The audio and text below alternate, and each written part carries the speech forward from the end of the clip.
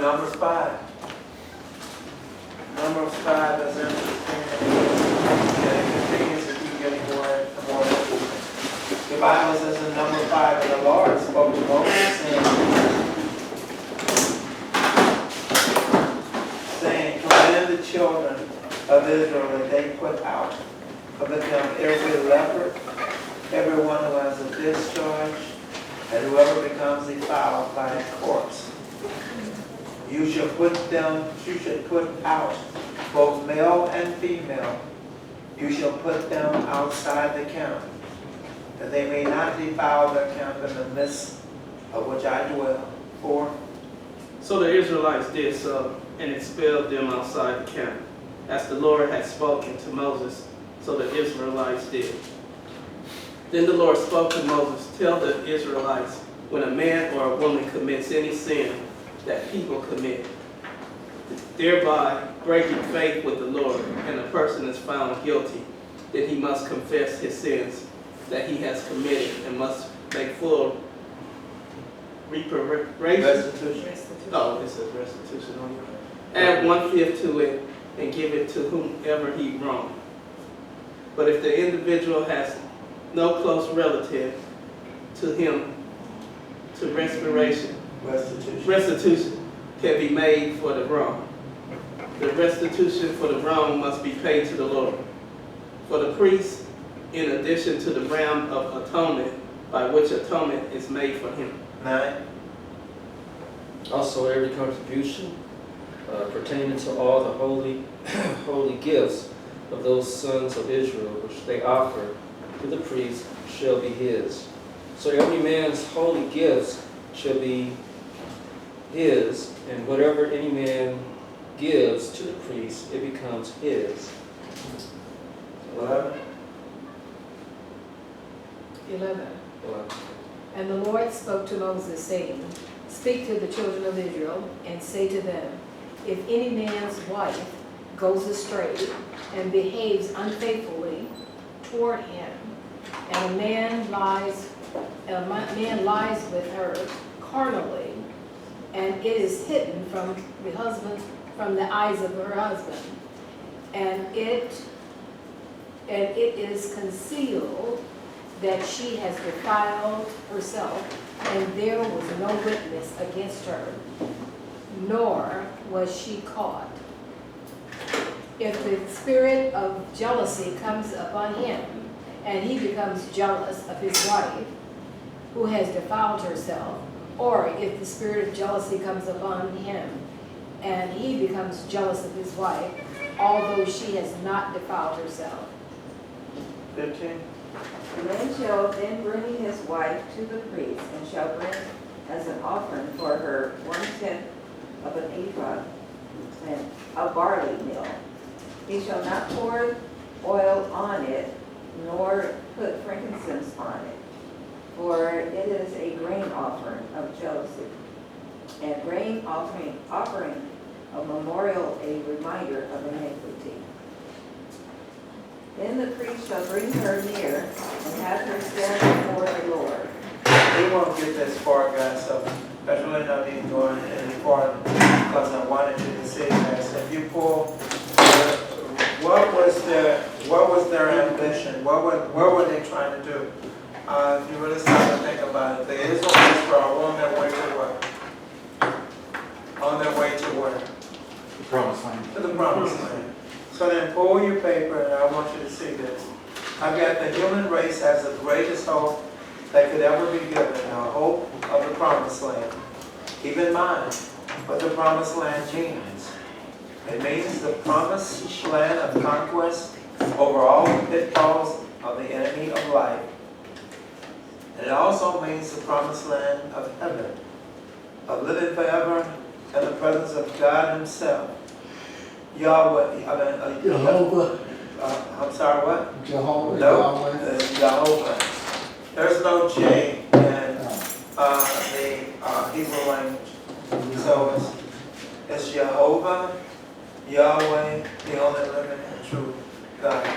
So remember this, guys, when you're reading Old Testament, remember there's no J in there vocabulary, or in their alphabet. There's no J. So when you say, a lot of times we see J. And so, for instance, we say, was it Jeremiah or Jedediah? Or we say those names. That's not how it's really. You remove the J and then say the name. That's really what it is. It's our baby. It's our baby. I don't think he'll respond to Edidiah. Oh yeah, but I'm just saying. But so we saw it as that's right. That's right. We saw it as Jedediah when it's not Jedediah. Jedediah. It's yet. That's yet Adiah. Yet Adiah. So stop and think about it. But guys, anyway, this is the message of the great book of Numbers, the march of God's people to the promised land. God's people are walked together as one. Listen to me. Living pure and clean lives before Him. God is holy. Therefore, He expects His people to be holy. The overall objective and goal of God's people is to reach the promised land. Therefore, as they march, God expects them to march together, walking in formation, step by step. They are to be united together as a great force of marching soldiers. Moreover, as God's people march to the promised land, God expects His people to be distant and different from the circular world. I want you to see this. They are soldiers of God, disciplined, following in the footsteps of their commander-in-chief, the Lord Jesus Christ. Guys, I made that because if you listen to 3, he said, listen to 3. He says, you shall put out in your Bible, you should put out both male and female.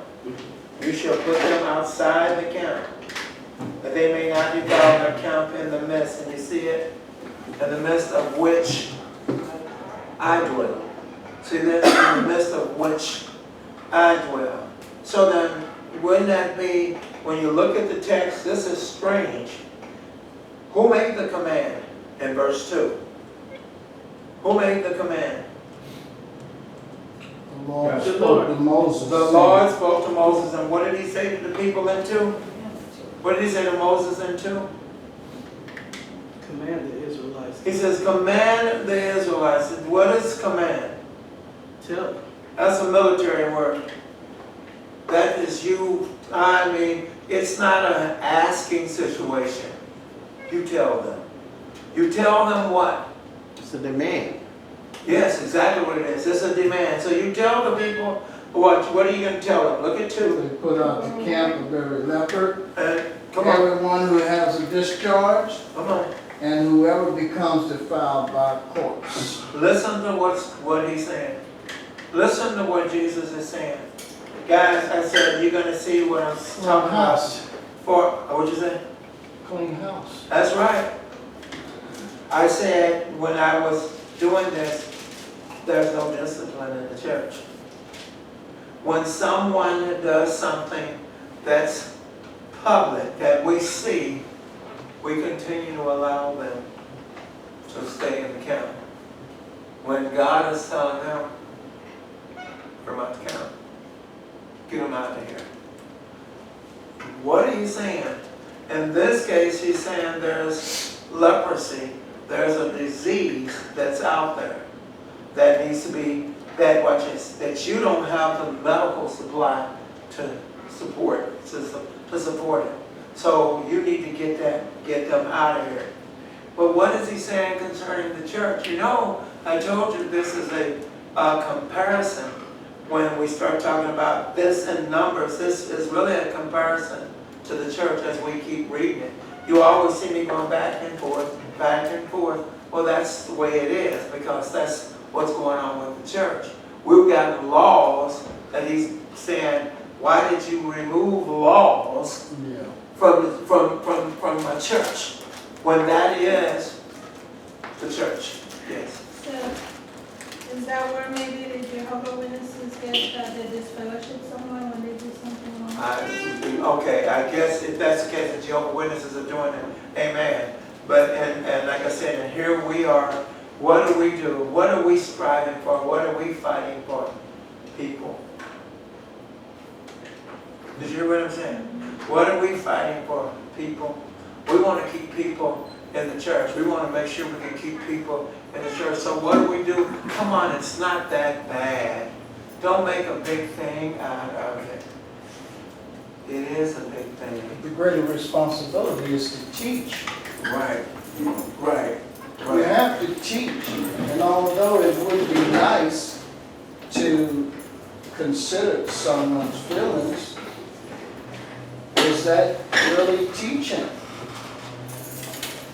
We just had just a hot second ago. Someone came in here, just y'all came in, you saw it. Just a hot second ago. I think she's Puerto Rican. That came in here, she made the statement, she's Pentecostal, she made the statement, she speaks in tongues. So I challenged that.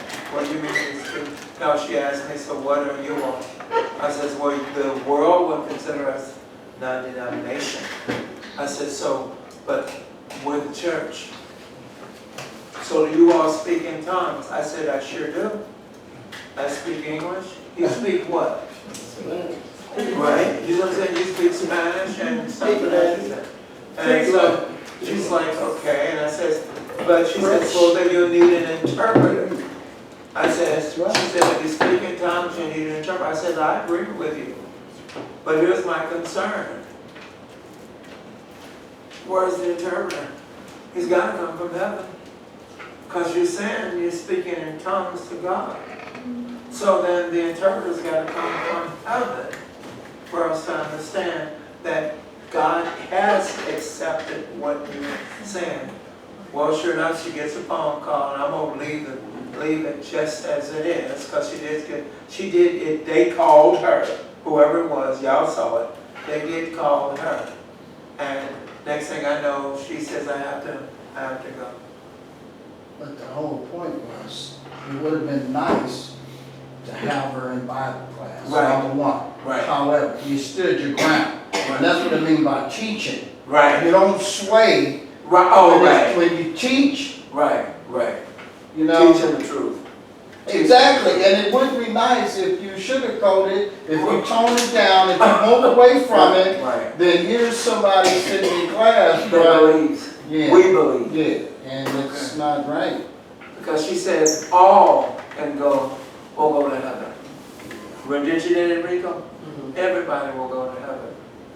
I said, that's amazing, because I've heard that he also created a hell too. Yeah. So, need for hell. that was my point. I said, God also created a hell too, so help me to understand. And that's why I said I was trying to be soft-spoken, not just stir up anything, but the bottom line was, she knew she said, well, some of my friends, so they've already talked to me too, and they've shown me too.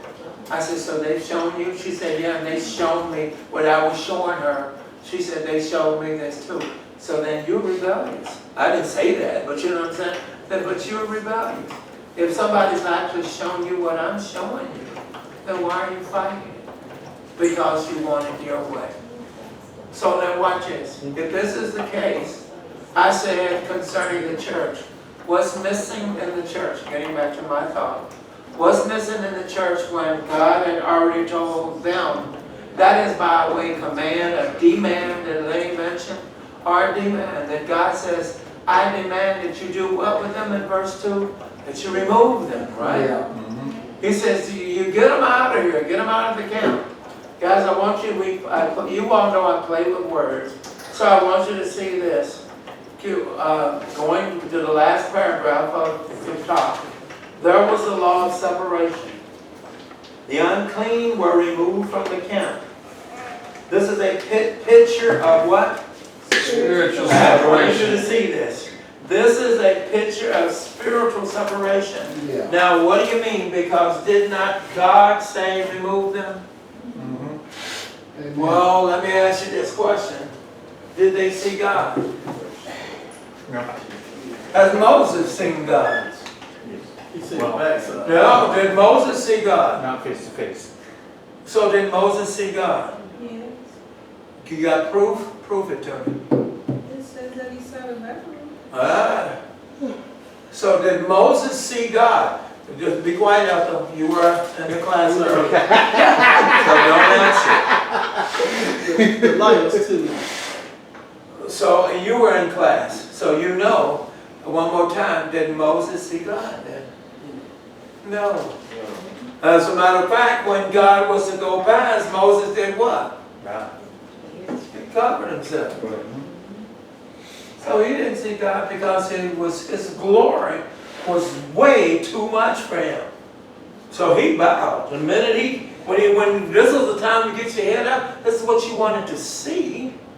What you asked for. Right, this is what you said. And I told you what I'm going to do is, I'm going to even put you in the club of a rock.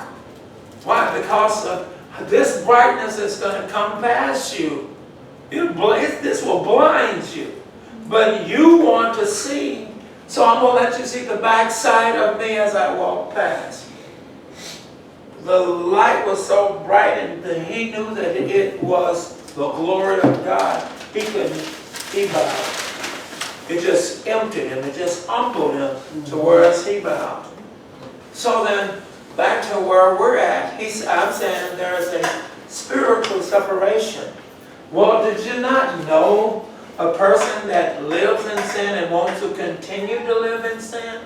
I don't care what they say, but want to continue to live in sin. Did you know they are what? Spiritually separated. They're spiritually separated from God.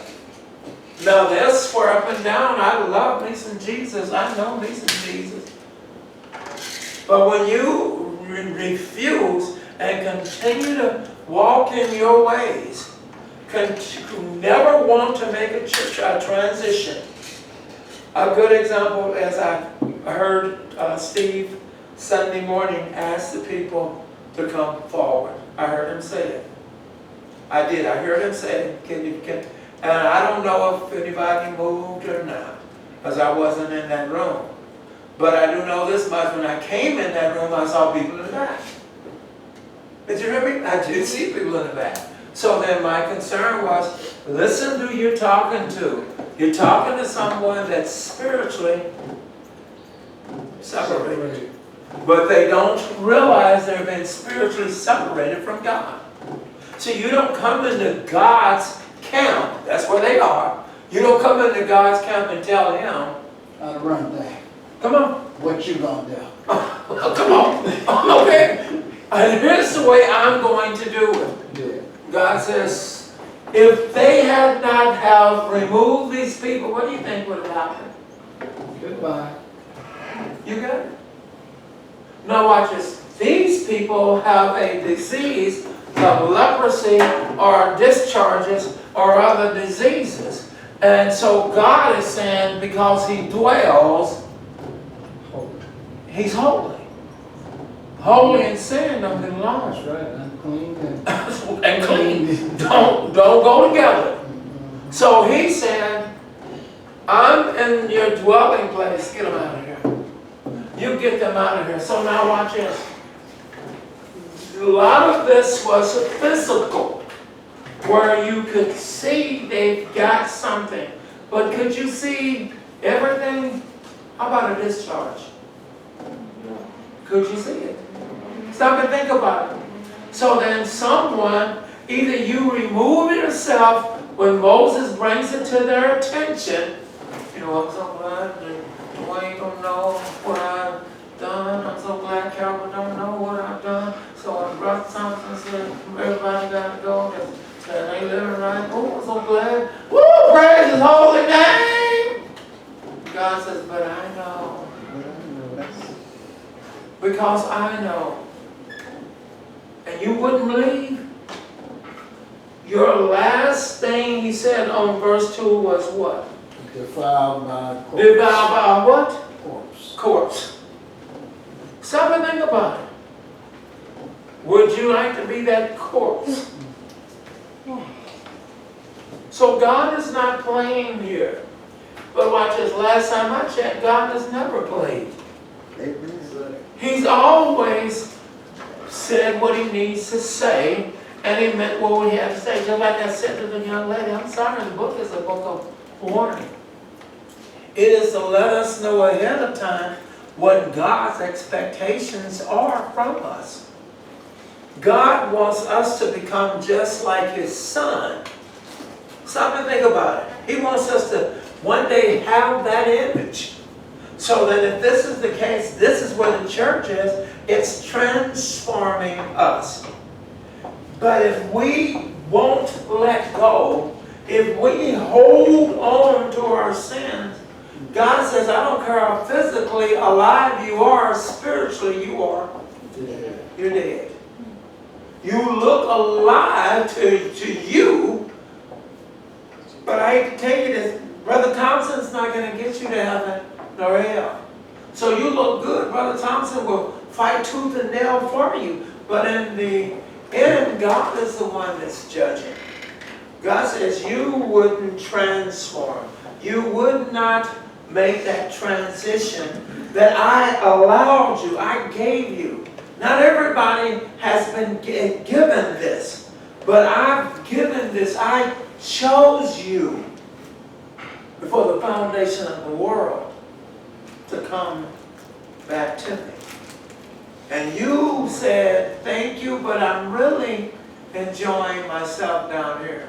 I'm really caught up in this physical world. So, but I will, I will love you. So now you're setting once again your standards. You're telling God, hey, I'm cool if you want to be cool. If you work with me, I'm cool. You allow me to do some things my way, I'm cool with you. But if you don't allow me to do things my way, come on, that's the bottom line, Teresa. Then I'm not cool with you. That's what you're saying. So when you rebel, you're not rebelling against your brothers. You're rebelling against God. You're telling God, I sit where I want to sit. Something so small, something so minute. You can rest assured they thought this was minute too.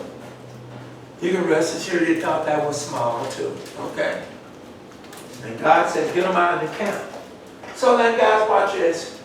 You're flipping your page.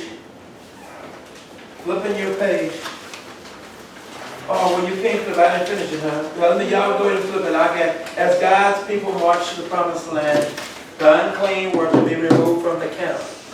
The presence of the unclean among God's people was a serious situation. Note how forceful this was stressed. The Hebrew word for put out or sent away or remove, salah, means just what it says. See it? Means just what it says. Have you found it, Teresa? I was waiting on Teresa. Should you find it yet? Did you find it? Remove. So, okay, means just what it says. To do what? To expel the unclean person from the camp of God's people. So then watch this. The unclean, your next paragraph says what? The unclean were identified. A person with leprosy or a contagious skin disease or discharge was counted unclean.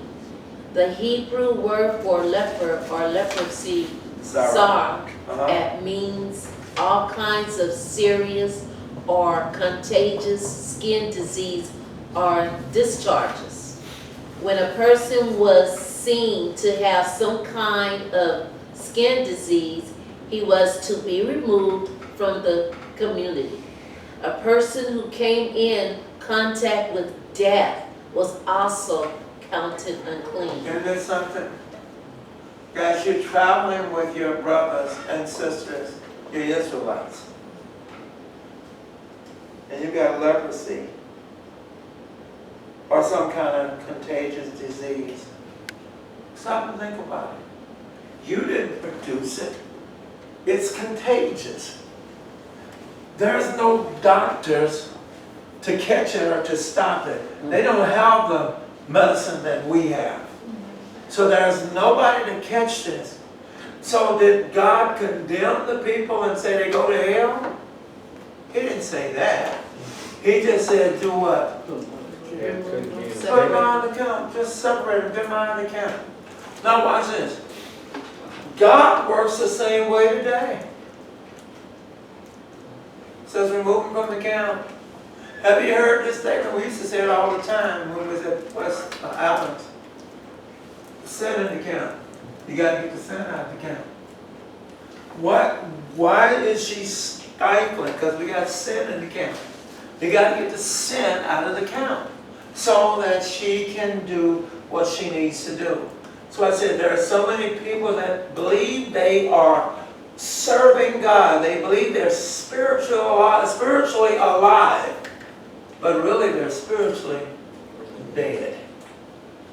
When a person's reactions are always built around emotions, and watch this, and they've been around sometime now in the church. I can understand a baby, but they've been around in the church, and it's still built on reacting according to what takes place. So it's a react. It's whatever takes. That's you living off of what? Emotions. I think you made this statement. I know you made this statement. You made it a long time ago. We don't live off, Dwayne did. We don't live off of our emotions. We live off of God's Word.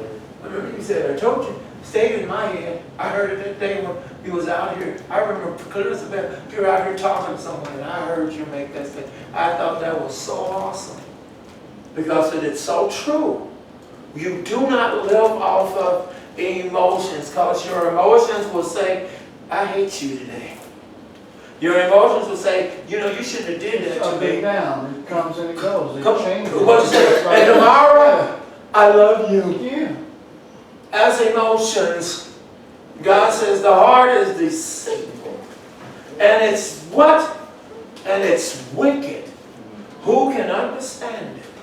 Stop and think about it. So 17:9, Jeremiah 17:9. So if this is the case, then stop and think about it. Here's them getting ready to make a decision. Guys, you got to see this. And I hope I'm painting a picture. You mean my mama's got to leave? But what are you talking about? That's my brother. You're talking about he's got to get kicked out of the camp. What are you talking about? Stop and think about it. What do you mean? You're telling me my mother needs to, she's not welcome in here anymore. What are you talking about? My dad isn't welcome over at Westchester Church of Christ anymore. What are you talking about? The nerve of you kicking my people out. No, I didn't kick them out. I put them out. What do you mean? All they need to do is what we get into this is make a confession. But until they do that, see, a lot of times we don't get it. I'll go to another location. Hate to tell you this, but that God is the same God everywhere. Amen. You went there and he's still right there. You need to kick them out. There was a gentleman here that, well, a while back, that I kicked out. And then it got throughout the brotherhood where they all kicking him out. I even made the statement to Felicia. I says, the brother is very upset. I says, and he should be. I says, because now he have to become a Baptist. Now I teased about it, but I says, now he have to become a Baptist. And he says, and she was like, okay. I said, no, I know you didn't catch it. What I was saying was, we call ourselves the Church of Christ. We say the Baptists are the denomination. I says, well, if he's not welcome into the church, but man always wants to worship. Man always wants to worship. That's how God made him. Then he'll go find a place where he can worship. I don't care about how wrong it is. But if in his mind, I found me somewhere else where I can worship. God is saying, you can worship with us. All I'm asking you to do, think about it. That's all I'm asking you to do. So then watch this, guys. I says, let's go with 3. With your next paragraph, so you can see what's going on with 3. The purpose? Yeah. The purpose for removing the unclean persons from the camp was twofold. One purpose was to prevent the spread of disease within the camp. Remember, the people of that day did not have the medical knowledge nor medicine to combat disease. The epidemics that have wiped out millions throughout past generations is clear demonstration of this fact.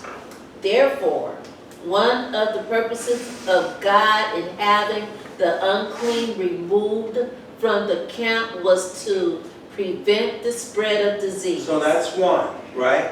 Just to stop the spread of the disease. So you got to cut that out. Guys, this is a life-threatening disease. This is a killer. Communicable. What did you say? Communicable disease. Yes, that's what this is. So you, watch this. So God was saying, I'll be your doctor. Your doctor is to get them out. Get them out of here. You got to catch them and get them out of here. What did you say, man? That's they didn't have no vaccine. Yes, because you didn't have no vaccines. Just get them out. Now watch your second. He says what?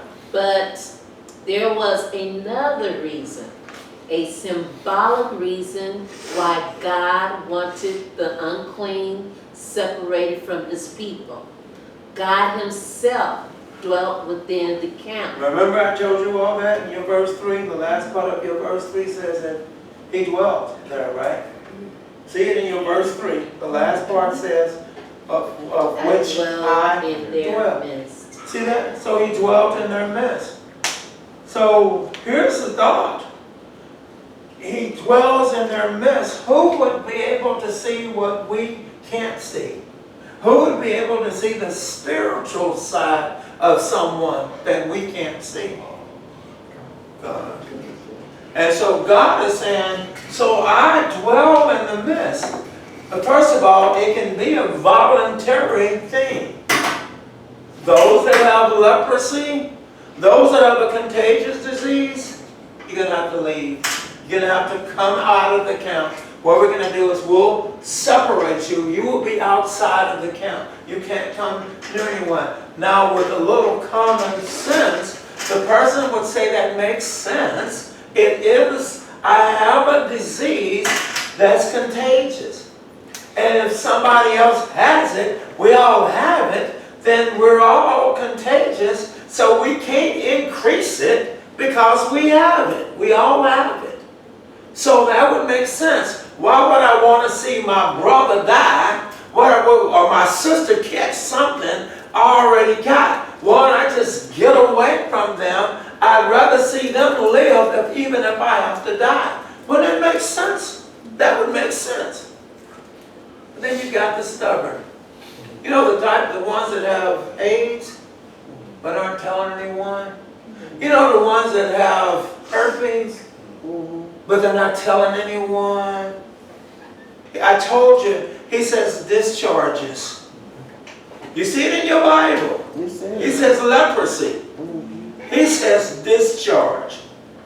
Somebody's got a venereal disease. But they not saying anything, they keeping it to themselves. I don't know how you got it. You don't know how I got it, huh? I only been with you, but you don't know how I got it. Right? Because God had already said fornication was a what? Sin. Think about it. And we already know about adultery, and that's for the end of this text. But listen to what we're talking about. We're talking about, remember, we're talking about of the 4 million people that have left left Egypt. And you don't think somebody's not seeing somebody and thinking, we can have a good time? You think everybody that left was holier than holy? Praise his holy name. Don't you understand? These people that left, they left because of fear. You know, hey, you have to put blood across the door? Shoot, hurry up and give me some of that. Let me put it up there. Do you believe? I believe I'm going to live if I put that on that door. That's what I believe. This is the same way today. People do what they want to do, and they come off and you think they're God-fearing people. They can't be too God-fearing when they continue to keep living in the conditions that they're in. God He don't bother them too much. I made a statement to one person and says, I don't even know how you sleep. I don't even know how you close your eyes. Knowing that God can snatch you just that quick second. And do you know where you're headed?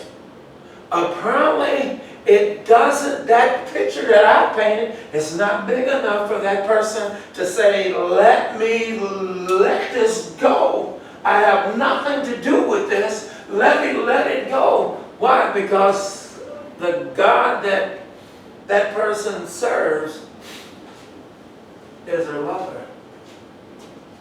Is his lover. Listen to me. What does that mean? Is his God. Is her God. That's why they can't let him go. What do you say? It has power over them. You got it? It is a controlling force. Satan has done his job. He has locked you into your pride. Pride. It is what was kicked. It was what Satan was kicked out of heaven from. We better be careful. So watch this. Now that you've gotten your three, we got to keep a little bit more because I want you to see something.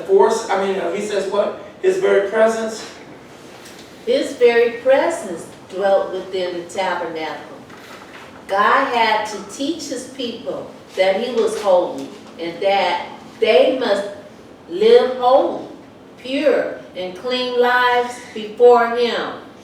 Therefore, all uncleanness was to be removed from him and from his people, lest they both become contaminated by uncleanness and impurity. So then, guys, listen to what's going on. Sometimes it's hard when you go into the ministry. Hear me? He's too candid. He's too straightforward. He's hard. You better say thank you for him being all the above. Because he also then says he understands who he's serving. He's serving a holy God. A God that won't accept it any other way. I've said it 4,000 times. It ain't just your life at stake here. It's mine. Whatever comes out of my lips, I'm held accountable. Am I right? But Lord, I was just trying to make peace. And Lord, and I looked at the congregation, and Lord, they just keep leaving. So since they keep leaving, Lord, I need to maybe I need to pull back, Calvin, maybe I need to tone it down. You heard of that one? Maybe I need to tone it down a little. God says, and I'll tone you down too. It's no joke. Now, look at this, what I got for 4. Your Bible says in 4, Calvert says what in 4? It says, and the children of Israel did so, and put them outside the camp, as the Lord spoke to Moses. So the children of Israel did. They did it, huh? Don't you think somebody say, come on now, well, maybe we can, maybe it ain't that bad. Maybe we can figure something out. Can we sit down and maybe discuss this thing and talk about it? Stop and think about it. You hear me? Stop and think about it. What's going on here?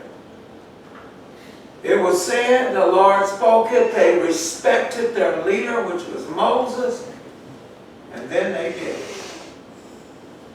You hear me? My paper says there is a clear lesson for the church. See it? The church must discipline members who become engaged in serious sin. As Matthew Henry points out, scandalous persons must be separated from God's people, lest others become infected and defiled. That's a guy that does a commentary. His name is Matthew Henry. But I wanted you to see this because I pulled it from him. And that amazing calls them scandalous persons. So what do you mean? So you'd rather have someone scandalous in your flock, so you can have people? Or do you cut it out? Cut it out. Stop and think about it. Because the removal of them from the church is to do what? To bring them to repentance. That was the purpose of removing them from the flock. You didn't remove them from the flock because you wanted a macho man. You removed them because here's sin. And we're ignoring the sin when you can't ignore the sin. And you didn't want that disease to spread. Yes. Yes. Right. No, it just goes back to what I was saying about the teaching. Because God was teaching them. That's right. I'm teaching you to learn that I am holy. Right. And that whatever I commanded you, you're going to do. Right. And so it's the same way in the church. Right. Right? You have to teach. Right. Listen, you've been made aware that God doesn't go for this. Right. And if you fail to teach that, Come on. then you're going to have all kinds of stuff happen. You got That's it. right. Then you can't figure out what's going on with the church. We were talking about a little that Sunday after when we all got together. The 6-hour class. Yeah. Stop and think about it. But stop and think about it. You got relaxed in the church, and so you've allowed things to take place, and all of a sudden when you're ready to change it, watch the rebellions. Watch the rebellion you're going to get. Watch the, I don't necessarily believe, it ain't what you don't necessarily believe. It's what needs to be done because the church needs to be organized. God is a God of organization. So it needs to come back into where God has designed it. Put her back in order. When you put her back in order, there are some things that people aren't going to like. And the reason why they're not going to like them is because you allowed it to happen in the first place. You said it was okay in the first place. You approved it in so many words, and now all of a sudden, the plug, you're going to pull the plug. Stop and think about it. These people are in the camp, guys. They're walking around in the camp. They're hiding stuff because you don't need to see that I got a skin disease. You don't need to see that I've got herpes or that I've got AIDS. You don't need to see this, so I'm hiding this. And God says, first go tell them what I said. Then if they don't, then watch this. Then if they don't remove themselves, then I will remove themselves. That's why when I start to remove them, you need to certainly get away from them because now you can't even go around the what? Corpse. Wow. Now you can't go around a corpse. So what do you do with this corpse? If you're going to bury the corpse, then you need to go outside the camp. Wait a minute, if I go outside the camp, I don't have anything wrong with me, but I'm burying this person. Isn't that amazing? But I don't have anything wrong with me, but all I was doing was just burying the corpse. Can't go back in. Huh? Isn't that something? Now I'm out with what? Fornicators. Now I'm out with what? Adulterers. Now I'm out with what? Did you hear me? You're out there just, a man goes into prison, that's why you got to say, what'd you do? Well, man, I killed about 20 people. When all you saw was a piece of candy. All you had was, they picked you up for a rock in your pocket. But what you got, man, murder. I murdered somebody. Wow, because you got to sound like you tough when you go in. Like, don't bother me because I'm tough. Can you imagine? All I was doing was putting away my loved one that died. Sound like to me, if the person died and you weren't around, don't you go to that funeral? Doesn't it sound like doesn't it sound like that? You weren't around. You know, Aunt Susie just died. Okay. So we doing the eulogy. Y'all doing the eulogy. So you gonna go. You got to be out your mind. Is it worth it? Let me go. What I'm saying, let me go be a part of it. Or do I say, look, I'm trying to get to the promised land. That's where they're going. Remember, I told you that. Yeah. I'm trying to get to the promised land. So what is of value to you? The promised land or put it away, mom and dad? You know, they need to have a proper, a proper burial. They need to have a proper burial. Yeah, it's like, see what I'm saying? And you're saying, so what I need to do is, and you know, I can't believe Warren didn't come around when, you know, I can't believe that when they loved him, but he wouldn't come around. Can you stop and think about it? It's true. I better not go around this course. Because I'll be just like a part of him. Listen to what he's talking about. Guys, I've got this, so I want you to see this. He says, there was what? The law Come on. that controlled doing wrong against another person. Come on. Most commentators Most commentators deal with the passage as though it refers to stolen property. Perhaps this is the correct interpretation, but the law of restitution applies to other cases as well. So guys, I want you to see something. Your Bible says, who's reading 5? Is it me? I don't care. The Bible says in 5. Hold on just a second. My phone is acting up. Wait a minute. Oh, I got it now. Oh, the Lord spoke to Moses. Then what? Then the Lord spoke to Moses. Then the Lord spoke to Moses. He already spoke to him once. Yeah. Right? He's already spoken to him once concerning what? Get contamination out of the kingdom. Get it out. Now he's going to speak to him again. Watch, it says what? Saying, speak to the sons of Israel.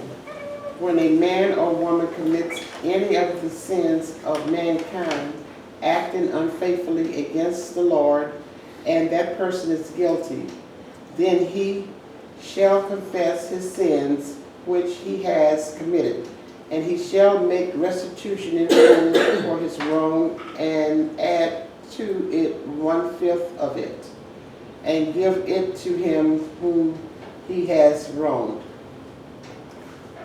Keep going. Oh. All the way to 10. Okay, but if the man has no relative to whom restitution may be made for the wrong, the restitution which is made for the wrong must go to the Lord for the priest. Besides the ram of the atonement, by which atonement is made for him, also every contribution pertaining to all the holy gifts of the sons of Israel, which they offer to the priest, shall be his. So every man's holy gifts shall be his. Whatever any man gives to the priest, it becomes his. Isn't that amazing? He kept emphasizing what? Who did he go to? Priest. He kept emphasizing it, didn't he? But somebody need to question. The preacher getting too much. Somebody need to question that. But the preacher getting too much. God says, What did the priest do with it's his. Anybody got a problem with it? Come see me. It's his. Whatever he does with it, it's his. That's what he's emphasizing. It's his. Whatever that priest does with it, it is his. Anybody got a problem with it? Moses said, go see God. Anybody got a problem with it, go talk to God. Why are you saying this? Why is he saying this? Because what is the responsibility of that priest? What is the responsibility of that minister? To tell the truth, even at the cost of hurting somebody. But you tell them the truth. You ain't gonna even, and it's something I'm learning too. In the ministry, everybody ain't gonna love you, Calvin. I'm learning that in the ministry. And that everybody gonna love you. Somebody gonna think you too hard. Somebody ain't gonna like you because guess what? Their lifestyle is what you're talking about. So, I don't care for him. I'll go somewhere else where it's easier. So there was a person that I was counseling just not too long ago. And this person, whether you know it or not, didn't know I knew it. Had been from church to church trying to get an answer.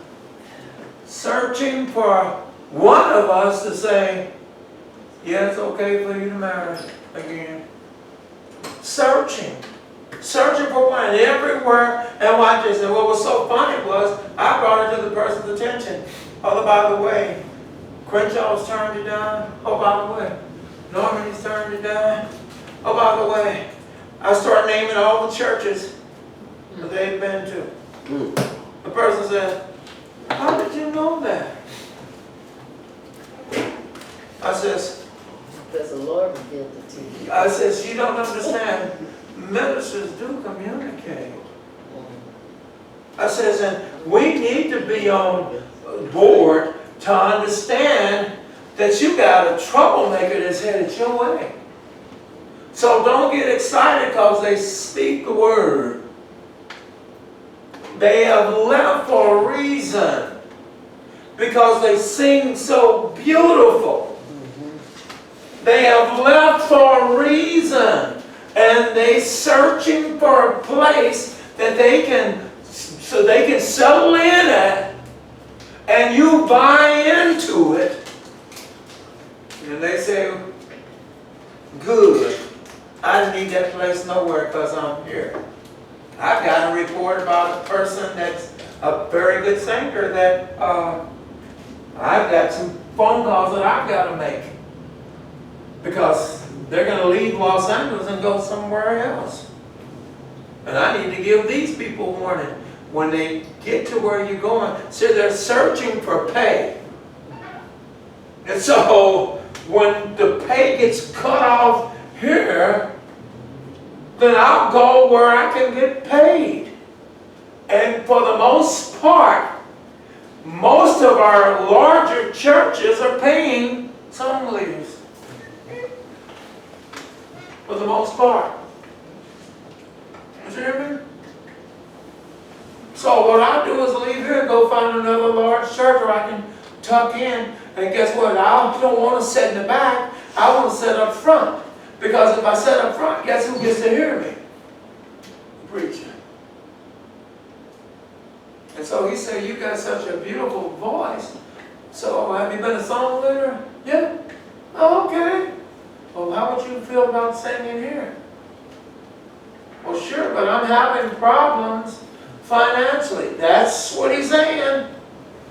So if you can pay me, I'll be more than happy to be here. Stop and think about it. He's a stimulator. Yes. And they are out there. Believe me, will melt your heart because they sing so beautiful. And you can't understand what in the world. This person is a professional singer. And that's just before collection. And you got it all time. Guys, watch this. I got watch this. A person was to pay restitution, right? If he injured another person, I've given you where to find it. The restitution includes the payment for all lost time and income from employment, as well as all medical costs. Sounds like today. Yeah, then that's something, just like you said. Yeah. So then watch this. A person was to pay restitution if he or anything he owned damaged the property of another person. It ain't, I'm sorry. Hear me? It ain't I'm sorry. I like that. Insurance. Yeah, okay, yeah, you're right, I do understand you're sorry. But, We still need to fix this. that's Right. right. I like that. Okay, so how do we, here's what we need, here's what you need to give because you broke it. You need to fix it, okay? I said I was working the other day on Robin Denny's car and we were on a lug nut and I was using my, my impact wrench and when I was using it, it still wouldn't budge the bolt. So I back off. I says, this is not coming off. If you want to, Rob, take this off, you can do it manually. But it's not coming off. I put a gun on it. This gun has got such a torque that it removes bolts that are rust. It will remove them, and it wasn't budging. He says, no problem. He gets on. Rob is very strong. Rob got on and the bolt broke. Completely broke. He says, oh my God, of course, when you don't know anything about cars, you panic. Oh my God. Now what am I going to do? I says, no, it's nothing to panic about. I said, I can get the lug, a piece of the lug out and go get another one. But how much is this going to cost? I said, oh, that costs about $2. I said, it costs you about, he said, what? I said, it costs you about $2. I said, but if you went to the dealership or you went to a shop, You know how to put them in. thank you, they're going to charge you. Put them in. They're going to charge you. I said, he says, well, after you take it out, because I says, let me take it out. So I popped, it fell out. He says, but here's my question. Now, how do we get it back in? I said, I wouldn't have taken it out if I couldn't put it back in. I said, but I'm going to show you how to put it back in. I said, it's not that hard. He says, okay. I says, okay, let's go buy it. We sure enough, we bought it. I told him, as a matter of fact, give us 2 of them just in case you got another bad one. So when we get over there, I says, let's go behind what we call the housing. I says, he says, but that's got to be pressed in. I said, no, it don't. He said, yes, it does. I said, no, it don't. He said, well, how are you going to get it back in? I said, give me the nut. I took the nut. I says, let me put the torque on. It pulled the nut on back. It pulled it back on it. He said, I said, now let's take it back off. Let's go on. When you go to a shop, you pay for knowledge. You know what I'm saying? You pay for knowledge. They know exactly how to do it, but you pay for knowledge. Well, stop and think about what do we have here?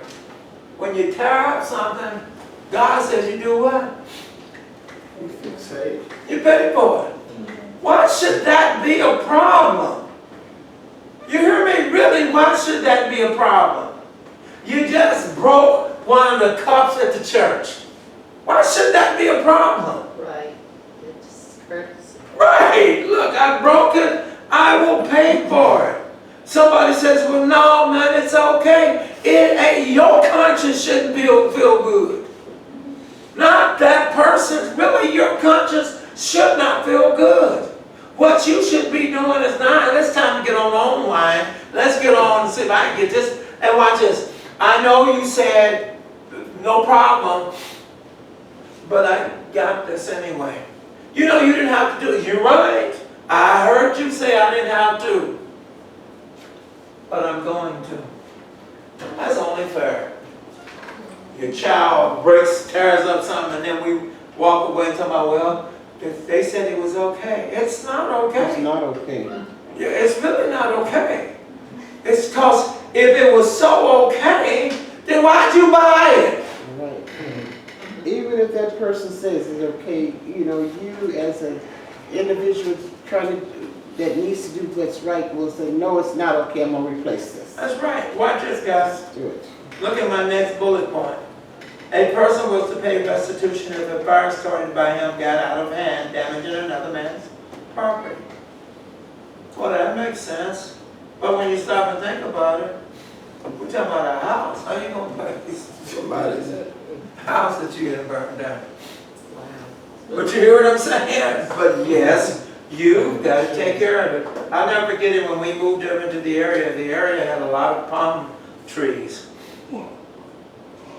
My wife saw me one day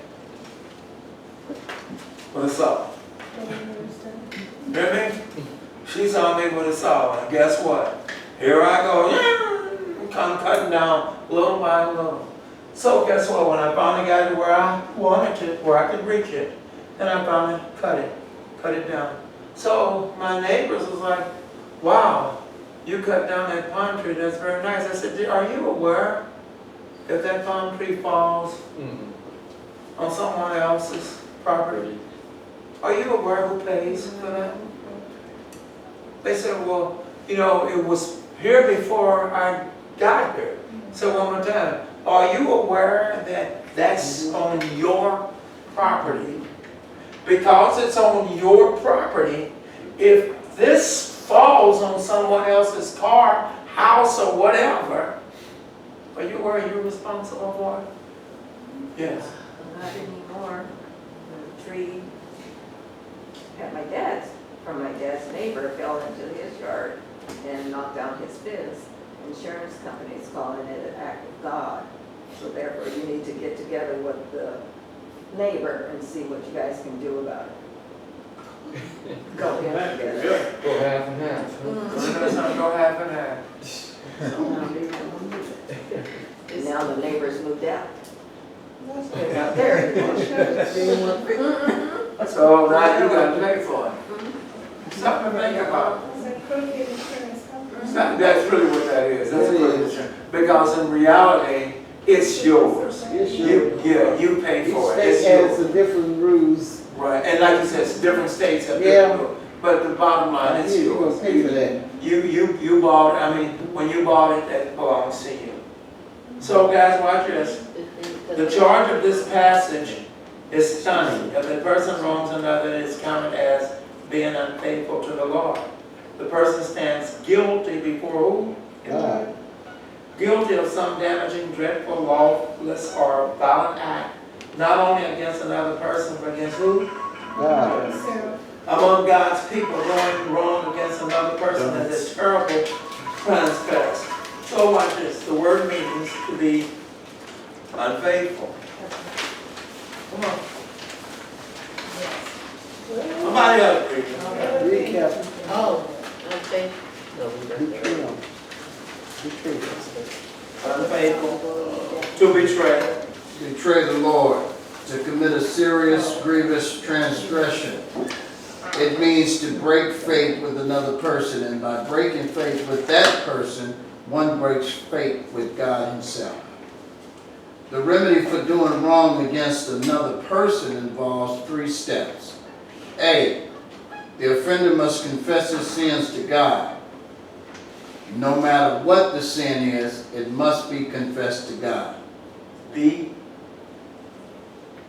Some physical abuse, injury. B. Just go to B. Okay. The offender was not only to confess his sin, he was also to make restitution. Restitution was just as important as confession. Keep going. Full restitution plus 1/5. Wait. Full restitution what? Plus 1/5. Some extras. Did you get it? So you pay Full. First. And then you say, and I hope this, I'm going to give you this. No, you're not going to. I'm going to give you this extra. That's 20%, by the way. I put it on there. That's 20%. Stop and think about it. $300,000 house. For 20%. Did you hear it? Say, Carl, 60,000. What is that? 60,000. So I give you what? $60,000 more just to take your pain away. Watch this. I'm making what? Restitution. What is restitution? Yeah, what is restitution? I'm making peace. Watch this. This, whatever it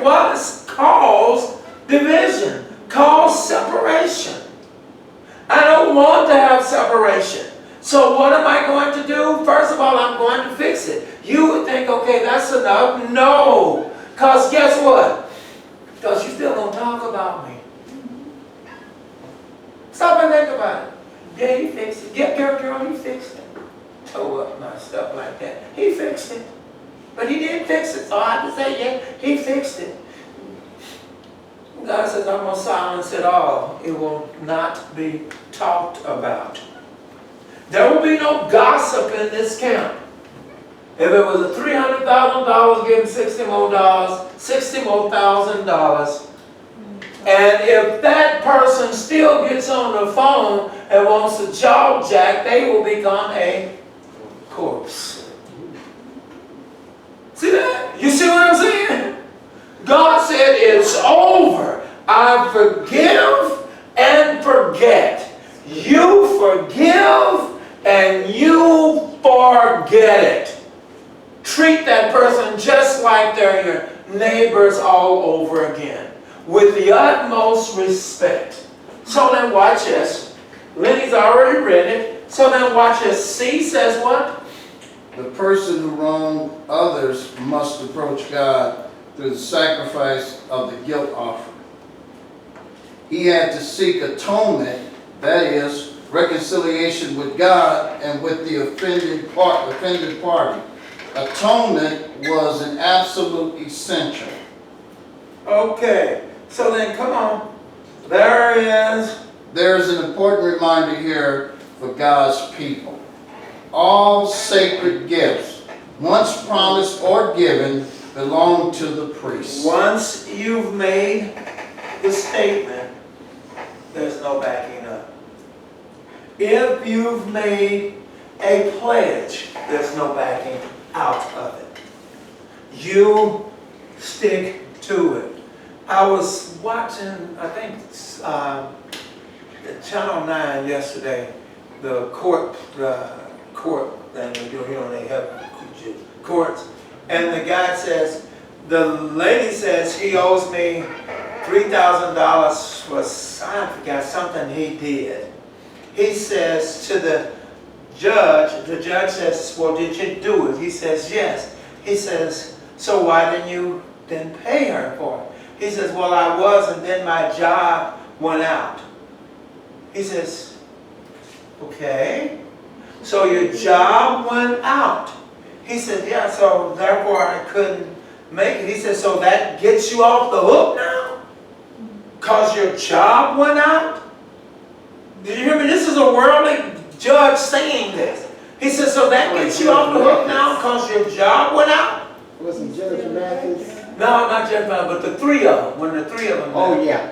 Okay. He said, so does that get you out? And the guy says, well, he says, well, let me just say this. They said, we're going to take a recess. We'll be back. They came back within seconds and says, let me see if we can help you. We hope you find work. Pay the lady. You hear me? They said, we hope you find work. Pay the lady. Well, my understanding is in the court things anyway, that you have to have, you pay the money anyway. Whatever it was, that you pay it, and if you win it, then you get it back. But if you don't win it, then the person that that sued you, they're not going there for you to say, okay, I'm gonna make restitution, I'm gonna figure this, I'll pay you monthly. No, normally the way that works is you've already paid it. You put it, well, I ain't gonna say you paid it, but it's in their kitty or whatever it is. The court pays it when you show yourself. That's where. Yes. So whoever wins the case, it's already taken care of. Yes, it's done. That's the compensation you get for being on television. That's Because a friend of mine went there. Oh, is that how it works? Yeah, he was ordered to pay $5,000, and he didn't have to pay it. The court paid it for him. Okay. But the case was settled in that court. Wow. So that's how it happens when you. And so you were embarrassed. You said on TV, looking real dumb. Yeah. Oh, really? Yeah. What you say, Aaron? You dirty man. Yeah. Same way they do on Facebook. The new law says you can't put any more stuff on Facebook, any more crimes on Facebook anymore. But that's how you Pulling stop that that. H down. Guys, so we were rented 10, we stopped because 11 is going to say, then the Lord said. I'm going to say, it's going to say, then the Lord said. So I just want you to see there's 2. Because the next one is a real good one too. Because the next one is, you thinking you didn't get by with something. Nobody knows about me and you, Susie. So we're okay. And God is saying, you ain't know. Watch this. Your husband don't know, but God says, but I do. And so he's going to even have them do something. She has to do something. She has to drink something. This is going to be some, boy, can you imagine? We need to find out what that medicine was, what that was. And you give it, okay, you say you didn't hear drink this. Nothing will happen to you if you didn't do it. But if you did do it. Some truth, sir. Yes, the law. Well, this is more true, sir. Because this one eats up your digestive system. This one eats it out. You're going to drop dead on this one. Okay. But that's why I said, we're going to go into that one next week. But like I said, I thank you all for coming. I got to find out.